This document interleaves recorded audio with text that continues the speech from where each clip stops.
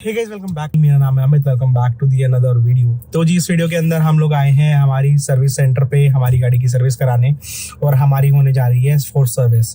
और ये paid service रहती है, तो जिसकी वजह से बहुत सारी ऐसी चीज़ें होती हैं जो सर्विस सेंटर फ्री वाली सर्विसेज में कभी नहीं करके देगा आपको, और उसके एडिशनल चार्जेस लगने स्टार्ट हो जाते हैं पेड सर्विस आते ही। तो चलिए पहले हमारी सर्विस कराते हैं, उसके बाद मैं आप लोगों को मिलता हूँ और फाइनल बिल दिखाता हूँ क्या कुछ हमारा बिल बनने वाला है। तो जी अभी आए हैं हम लोग मारुति सर्विस सेंटर। मैं थोड़ा सा ठीक लगता है मेरे को नोएडा में, तो यहीं पे सर्विस कराता हूँ। तो जी हमारे ऑलमोस्ट जो किलोमीटर हैं वो 19,000 हो चुके हैं। जब तक आप लोग ये वीडियो देखोगे तो ऑलमोस्ट 20,000 हो चुके होंगे। तो आज फोर्थ सर्विस हो रही है अपनी। तो चलिए फटाफट आपको दिखाता हूँ बेसिक क्या क्या कराने वाला हूँ। मेनली जो है मेरा प्लान है कि खाली एयर फिल्टर चेंज कराना है, इंजन ऑयल चेंज कराना है। इंजन ऑयल से रिलेटेड अपना ऑयल फिल्टर हो गया, नीचे एक चेक नट लगता है वो चेंज होगा, और उसके अलावा एक बार टेस्ट होगा अपना डिस्क रोटर्स चेंज होके वो टेस्ट होना है, क्योंकि जो वाइब्रेशन आ रही है अगर आपने मेरी रिव्यू वीडियो देखी होगी तो। और बाकी तो छोटा मोटा चेकअप ही होना है, ज़्यादा कुछ मैं अंदर से कराने नहीं वाला हूँ। और चलिए दिखाता हूँ बाकी आपको। और सर्विस मैनुअल के अकॉर्डिंग भी यही चीज़ें होती हैं, बाकी सब चेकअप ही होता है, चेंज केवल यही होता है। इसके अंदर ना ब्रेक ऑयल टॉपअप होता है ना कूलेंट टॉपअप होता है। अगर आपको सर्विस सेंटर वाला बोल रहा है तो आप बिल्कुल मना कर सकते हैं और उनको बोल सकते हैं कि आप सर्विस मैनुअल के अकॉर्डिंग ही चलिए। भाई एक बार ऑयल की क्वालिटी चेक करना। हाँ, तो ये चीज़ ना आप भी हमेशा ध्यान रखो कि जब भी आप सर्विस कराओ तो मैकेनिक से पूछो कि ऑयल की क्वालिटी कैसी है, क्योंकि उससे आपको पता रहेगा कि आपका जब इंटरवल आ रहा है तब तक वो ऑयल वर्थी था भी कि नहीं। और टायर रोटेशन का फॉर्मेट है जो मैंने आप लोगों को दिखा दिया है, मैं यही फॉलो करता हूँ। और जिमनी के अंदर जो ऑयल फिल्टर है वो थोड़ा सा अलग डलता है। मैं हर वीडियो में बोलता हूँ आप लोगों को पार्ट नंबर के अकॉर्डिंग ये डलवाना थोड़ी सी इशू हो सकता है आप लोगों को, और हमेशा मैं ये चीज़ चेक करके ही डलवाता हूँ। ये केवल 90 रुपए का आता है, तो 8 मुंह होते हैं इसके अंदर।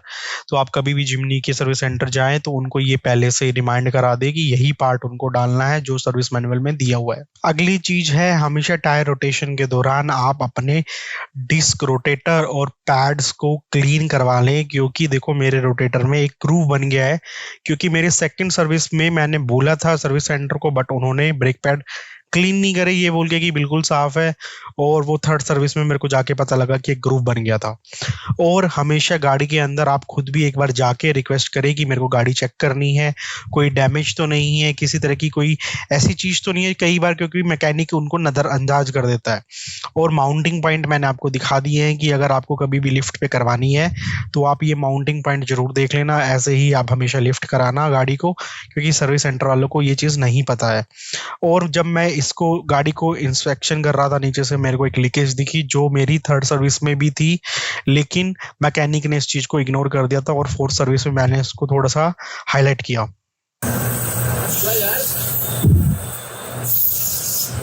तो जी पहले कैन आती थी, अब ये लोग कैन ला नहीं रहे हैं, और ड्रम सस्ता पड़ता है। तो आप देख लो फुली सिंथेटिक लिखा हुआ है इसके ऊपर 016, और ये लोग एक फुली सिंथेटिक कुछ और भी बताते हैं 3,500 रुपये का, और उसी को आपको बेच देते हैं। तो 3.5 लीटर हम लोग डालने वाले हैं। तो जी ये हमारा जो ना 3600 ml डलता है इसके अंदर, 3500 से थोड़ा सा ऊपर है। अब 3600 का कोई माप तो है नहीं, अंदाजा से ही डालना पड़ता है। तो अब हम लोग 19,000 पे चेंज करा रहे हैं।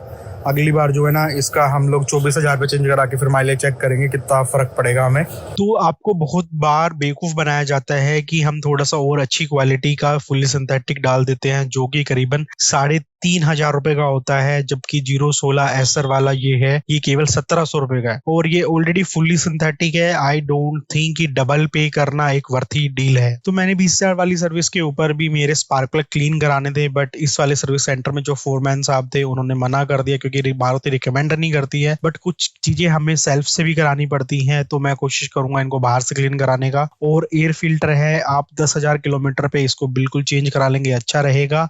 और 5,000 किलोमीटर पे इसको क्लीन करा ले। ऑल्दो 10,000 किलोमीटर पे मेरा क्लीन था, मैंने इसको बैकअप के लिए रख लिया है। तो जी ये है हमारा क्लच स्लीव सिलेंडर जो मेरा लीक कर रहा था, जिसकी वजह से मेरे को काफ़ी टाइम से मेरा क्लच थोड़ा सा हार्ड भी फील हो रहा था, क्योंकि ये मेरे 10,000 किलोमीटर के ऊपर भी लीक था। तो उस टाइम मैकेनिक ने इसको इग्नोर कर दिया। अब मेरे पास कोई चारा नहीं था, इसको 20,000 वाली सर्विस के ऊपर मैंने दोबारा से देखा तो मैंने इसको थोड़ा हाईलाइट किया। तो इन्होंने अभी के लिए इसको क्लीन करके ब्लीड किया है। लेट्स सी कि फ्यूचर में दोबारा से ये लीक होगा कि नहीं होगा।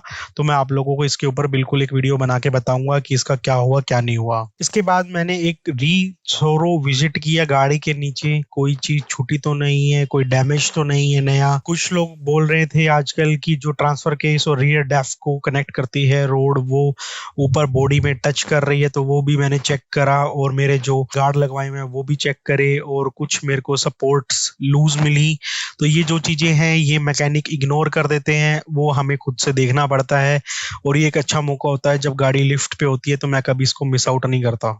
तो जी जो क्लच स्लीव सिलेंडर था वो लीक कर रहा था, जो वो क्लीन कर दिया था हमने, और जो पाइप्स वगैरह थी वो खोल के अच्छे से टाइट कर दी थी क्लीनिंग के बाद। और अब बारी थी उसको ब्लीड करने की, क्योंकि क्लच था वो थोड़ा सा हार्ड था, तो ऑफ कोर्स कुछ ना कुछ एयर या वैक्यूम बन गया होगा। और ड्यूरिंग दिस जो हमारा ये ब्रेक ऑयल है, क्योंकि वो ब्रेक ऑयल ही यूज करता है सेम रिजर्वायर से, तो इन्होंने थोड़ा सा एक्स्ट्रा डाल दिया था। अब एक्स्ट्रा डालने की वजह से हुआ क्या कि एक्स्ट्रा डालने से होगा क्या कि हमारा वो कोई स्पेस नहीं बचेगा। जब हम लोग ब्रेक मारेंगे थोड़ा सा वैक्यूम भी बनता है, और गर्म होने के बाद थोड़ा एक्सपेंड भी होता है। तो हमेशा इसलिए मैक्सिमम और मिनिमम लिमिट्स के नीचे ही रखें। वो मैंने फिर इनको बोला, तो इन्होंने ब्रेक ब्लीड करे, और ब्रेक ब्लीड करके फिर उन्होंने वो एक्स्ट्रा ऑयल था वो हमारा निकाल दिया। और अगली चीज थी जी रोटेटर चेक्स करना। टायर खुलने के बाद दोनों साइड के मैंने चेक करे, और एक दूसरी साइड मैंने ग्रूव दिखाया। ये आपको अच्छा खासा बड़ा ग्रूव बना हुआ है रोटर के ऊपर, जो मेन रीजन है हमारा वोबल होने का, और ये चीज हम आगे टेस्ट भी करने वाले हैं।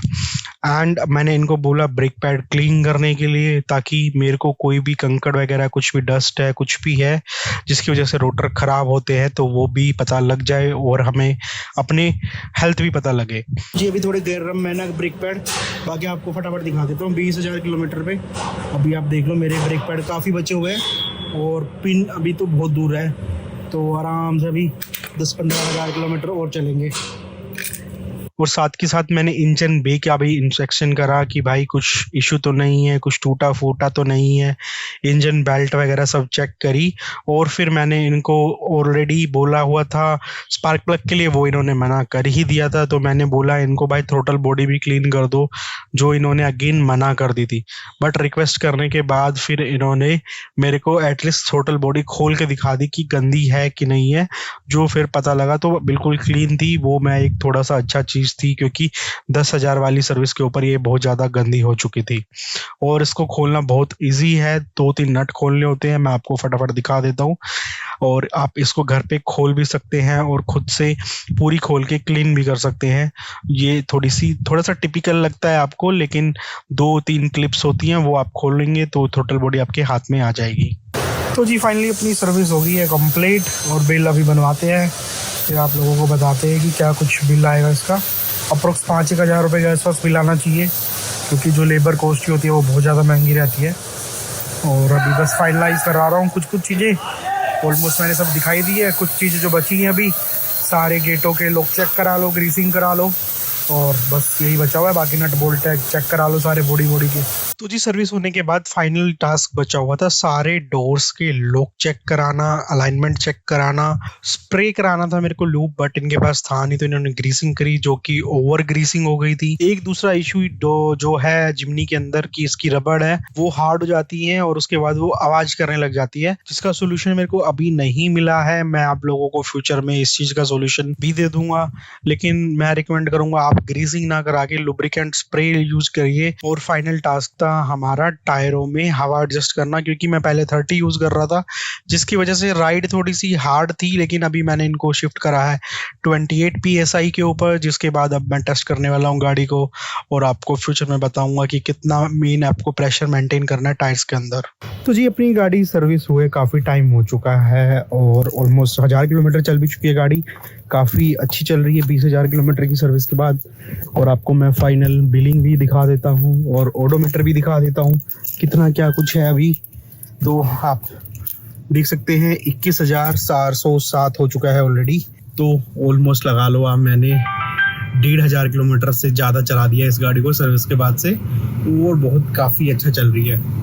तो जी क्विकली बात कर लेते हैं। जो मेरी सर्विस हुई थी वो 18,990 ऑलमोस्ट 19,000 किलोमीटर के आसपास हुई थी, और लास्ट सर्विस इसमें लिखा हुआ देख लो। और जो मेरा बिल बना था वो इन्होंने बनाया था मेरा करीबन बिल 6,035 रुपये का। इसमें से मैंने ये चीज़ हटवा दी थी बोल के डायग्नोस्टिक चार्जेस, वो भी आपको मैंने क्या डायग्नोस हुआ था 1,000 रुपये चार्ज लगाए थे, जो यूजली नहीं लगते हैं। आप इस चीज़ की मारुति को कंप्लेन भी कर सकते हैं अगर आपकी गाड़ी वारंटी के अंदर है, लेकिन बस मनमानी होती है इनकी।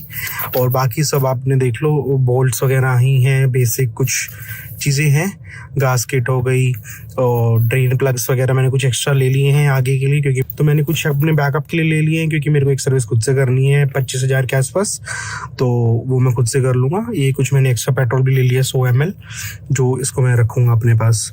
तो ऑलमोस्ट आप ही लगा लो, इसमें से मेरा फाइनल बिल बना था 4,937 रुपये का बना था, और ये बिल बनेगा आपका अप्रोक्स 4,746 रुपये का, क्योंकि कुछ चीज़ें इसमें एक्स्ट्रा भी हैं। तो ये था जी मेरा बिल 20,000 किलोमीटर के ऊपर, और 4,546 रुपये एक बहुत मिनिमल चार्जेस है, क्योंकि इसके अंदर मेरे सर्विस चार्ज है। और अगर इन्होंने डायग्नोस्टिक चार्ज नहीं लगाए होते तो 10 से 15% मैं और डिस्काउंट करा लेता, बट अब उन्होंने डिस्काउंट के नाम पे डायग्नोस्टिक चार्ज हटा दिए थे, जो कि लीगल नहीं है बाय डिफॉल्ट। बट आप कुछ कर नहीं सकते, आपको एक मेंटेन भी करना पड़ता है रिलेशनशिप, क्योंकि छोटी मोटी चीज़ों के लिए भी आप नॉर्मल चेकअप्स के लिए सर्विस सेंटर जा सकते हैं अगर आपका रिलेशन अच्छा है किसी रिलेशनशिप मैनेजर के साथ। तो बस उसी चीज़ के लिए मैंने फिर इनसे कुछ नहीं बोला, मैंने खाली डायग्नोस्टिक चार्ज हटवा दिए थे। तो इस पेड सर्विस थी, तो 4,600 रुपये बहुत अच्छा मानता हूँ मैं एक है इस गाड़ी के मेंटेनेंस। और अब मैं कभी भी चला जाऊँ, कितना भी मैं किलोमीटर चला लूँ, तो ये 5 से 6,000 से ऊपर नहीं जाएगा।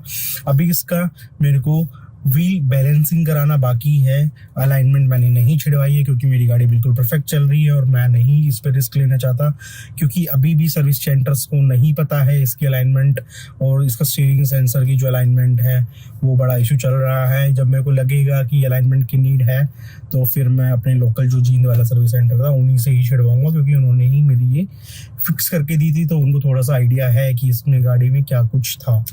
तो आई होप सो आपको ये वीडियो पसंद आई होगी। अगर वीडियो पसंद आई तो प्लीज़ लाइक कर देना। अगले वीडियो में मैं आप लोगों को जो मेरे डिस्क रोटर्स हैं उनका सोल्यूशन भी दिखा दूंगा, वो मैं ऑलरेडी करा चुका हूँ। इसी वजह से ये वीडियो थोड़ा सा डिले हो गया है, उसी चीज़ को मैं टेस्ट कर रहा था। तो मिलूंगा नेक्स्ट वीडियो में, तब तक के लिए bye bye, take care, drive safe.